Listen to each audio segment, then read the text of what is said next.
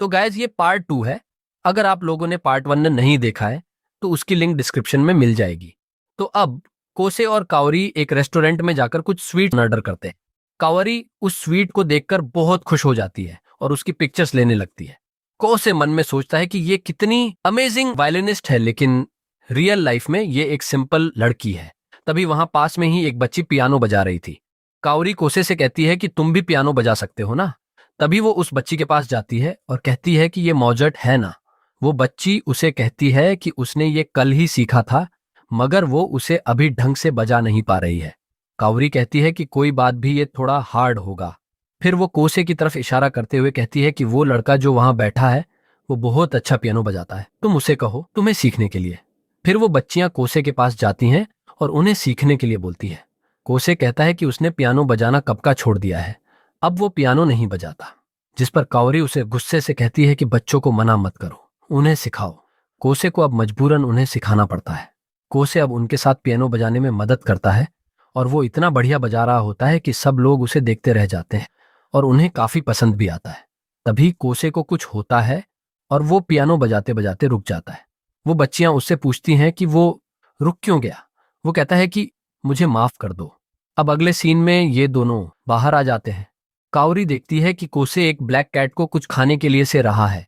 वो भी उसके पास जाती है और पूछती है कि क्या उसे बिल्लियां पसंद है। वो कहता है कि उसके पास भी एक ऐसी ही काली बिल्ली थी। फिर वो उससे पूछती है कि तुम अब पियानो नहीं बजाते हो। वो कहता है कि तुम ये जानती हो। कावरी कहती है कि तुम एक डिसिप्लिन्ड और एक्यूरेट पियानिस्ट थे, हिस्ट्री के यंगेस्ट साइकी कंपटीशन का विनर। कोसे कहता है कि तुम्हें मेरे बारे में सब पता है। जिस पर वो कहती है कि हमारी जनरेशन का ऐसा कोई म्यूजिशियन नहीं होगा जो तुम्हें ना जानता हो। तुम बहुत से लोगों के आइडल हो, मगर तुमने पियानो बजाना क्यों छोड़ दिया। कोसे कहता है कि मुझे पियानो की आवाज सुनाई नहीं देती। मैं ऐसे तो सुन पाता हूं, मगर जितना मैं कंसंट्रेट करता हूं और दिल से बजाने की कोशिश करता हूं उतना ही साउंड सुन नहीं पाता। मैं सिर्फ अपनी बजाई हुई पियानो की साउंड को ही नहीं सुन पाता हूं। और ये सब मेरे साथ बचपन में हुआ एक ट्रॉमा की वजह से है। ये शायद मेरी एक पनिशमेंट है। कावरी उस पर चिल्लाते हुए कहती है कि ऐसा नहीं है, तुम्हें पियानो बजाना होगा। अगर तुम्हें ना भी आता हो तो भी। अगर तुम्हारे पास हाथ नहीं है तो पैरों से बजाओ, अगर उंगलियां नहीं है तो नाक से, मगर तुम्हें पियानो बजाना ही होगा। हम जैसे लोग ऐसे ही सरवाइव करते हैं। कोसे कहता है कि ऐसा सिर्फ तुम्हारे लिए ही होता होगा। कावरी कहती है कि मैंने सोच लिया है, तुम मेरे पियानोइस्ट बनोगे। मुझे ऑडियंस की चॉइस से सेकंड राउंड के लिए सिलेक्ट कर लिया गया है, तो तुम मेरे साथ परफॉर्म करोगे मेरे पियानोइस्ट बनके। कोसे कहता है कि तुम जानती हो ना, मैंने पियानो बजाना छोड़ दिया है और मुझे अपने बजाए हुए पियानो की आवाज सुनाई नहीं देती है। जिस पर वो कहती है कि मैंने अपना मन बना लिया है, तुम ही मेरे साथ परफॉर्म करोगे। अब अगले दिन कोसे कावरी से बचकर भाग रहा था, क्योंकि वो अब पियानो नहीं बजाना चाहता था, मगर वो उसे उसके साथ परफॉर्म करने के लिए फोर्स कर रही थी। क्लास में कावरी सुबाकी को बताती है कि वो कोसे को उसके साथ परफॉर्म करने के लिए मना रही है, जो सुनकर सुबाकी खुश हो जाती है, क्योंकि कोसे कई सालों के बाद पियानो बजाएगा। अब ये दोनों कोसे को मनाने का ठान लेती है। ये कोसे के आसपास की जगह क्लासिकल म्यूजिक बजाती है। कोसे जहां जा रहा था वहां उसे मनाने के लिए म्यूजिक शीट्स रख देती है, जैसे म्यूजिक रूम, क्लासरूम और उसके लॉकर में तक। यहां तक कि वो उसके घर में तक हर जगह परफॉर्म करने के लिए और म्यूजिक शीट्स लगा देती है। अब एक दिन जब कावरी और सुबाकी जा रहे होते हैं तो सुबाकी कहती है कि कुछ भी हो जाए वो कोसे को मना कर रहेगी। कावरी कहती है कि क्या ये सही कि हम उसे परफॉर्म करने के लिए फोर्स कर रहे हैं। सुबाकी कहती है कि ये बिल्कुल सही है, अगर ये कोसे है तो हमें उसे ऐसे ही मनाना होगा, और मैं वातारी को भी बोलूंगी हमारी हेल्प करने के लिए। वो तुम्हारी हेल्प करने के लिए कभी भी मना नहीं करेगा। मैं कोसे से पियानो बजवा कर ही रहूंगी। कावरी उससे कहती है तुम उसे पसंद करती हो ना। सुबाकी कहती है कि ऐसा नहीं है, वो बस एक होपलेस बच्चा है, और सच कहूं तो मुझे फर्क नहीं पड़ता कि वो पियानो बजाए या नहीं, मगर मैं चाहती हूं कि अगर वो पियानो को सच में छोड़ना चाहता है तो वो उसे खुद से छोड़े। कोसे एक अधूरी सी जिंदगी जी रहा है।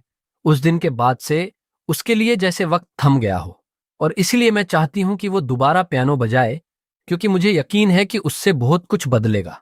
सुबाकी अब उतार जाती है और हम देखते हैं कि कावरी नहीं उतरती, क्योंकि वो हॉस्पिटल जा रही होती है। अब कंपटीशन के सेकंड राउंड का डे आता है।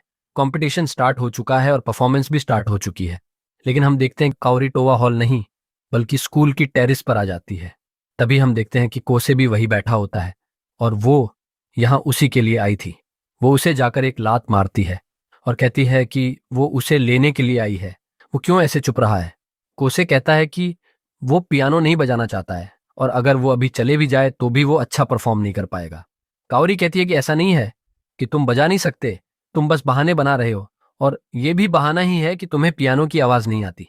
और ये बात सच भी होती है, जो कि कोसे भी जानता है। कोसे रोते हुए कहता है कि मुझे डर लगता है, मैं बहुत अकेला हूं। जब से मेरे पास पियानो बजाने की वजह नहीं बची, तब से मैंने बहाने बनाए ताकि मैं पियानो ना बजा पाऊं। यहाँ वो अपनी मॉम की डेथ की बात कर रहा था। काओरी उसे कहती है कि मैं सब जानती हूँ, मगर हमें परफॉर्म करना होगा ताकि हम सभी लोगों की यादों और उनके दिलों में रह जाए, और मुझे फर्क नहीं पड़ता भले ही हम डिस्क्वालीफाई हो जाए। काओरी अब रोने लगती है और उसे रिक्वेस्ट करती है परफॉर्म करने के लिए, और अब कोसे मान जाता है। तभी वहां वातारी और सुबाकी आ जाते हैं और उसे मारने लगते हैं ऐसे छुपने के लिए। लेकिन अब उन्हें जल्द से जल्द टोवा हॉल पहुंचना होगा, जिसके लिए ये लोग साइकिल से जाने लगते हैं। कोसे मन में सोचता है कि अब मेरी जिंदगी में भी कलर्स भर रहे हैं। अब वो लोग टाइम पर टोवा हॉल पहुंच जाते हैं। कोसे और काओरी उन दोनों को बाय करके अंदर चले जाते हैं। कोसे इतने सालों बाद परफॉर्म करने वाला होता है, इसलिए वो बहुत नर्वस होता है और बस बार बार म्यूजिक शीट्स को याद कर रहा होता है। तभी वहां काओरी आती है और उससे पूछती है कि उसकी ड्रेस कैसी है, लेकिन कोसे उसकी बातें नहीं सुन रहा था और बस याद करने में ही लगा है था। काओरी को यह देखकर गुस्सा आता है और वो अपना सर कोसे के सर पर मारती है और कहती है, मेरी तरफ देखो, तुम हमेशा नीचे देखते रहते हो, इसलिए इतने अंडर कॉन्फिडेंट रहते हो। मैं जानती हूं कि तुम ये कर सकते हो। तुमने इस म्यूजिक शीट को पहले भी बहुत बार देखा। तुम ये कर सकते हो, हम दोनों ये कर सकते हो। तभी वहां का स्टाफ उन दोनों से बोलता है कि अगली परफॉर्मेंस उन दोनों की है, तो वो दोनों रेडी रहे। वो दोनों रेडी होते हैं। कावरी फिर कोसे का हाथ पकड़कर लेकर जाने लगती है। कोसे मन में सोच रहा होता है कि जब मैं इसके साथ होता हूं तो ऐसा लगता है कि मैं रोलर कोस्टर में हूं। कावरी, तुम्हारी कोई क्लियर डेस्टिनेशन नहीं है, तुम आजाद हो। तभी कावरी कहती है, नहीं, मैं आजाद नहीं हूं, बल्कि म्यूजिक आजाद है। जिसे सुनकर कोसे हैरान रह जाता है, क्योंकि ये बात उसने अपने मन में कही थी। अब कावरी की परफॉर्मेंस होती है और वो दोनों स्टेज पर जाते हैं। वहीं ऑडियंस में सुबाकी और वातारी भी बैठे होते हैं। वो दोनों स्टेज पर आते हैं। बहुत से लोग सोचते हैं कि उसका पियानोइस्ट एक बच्चा है।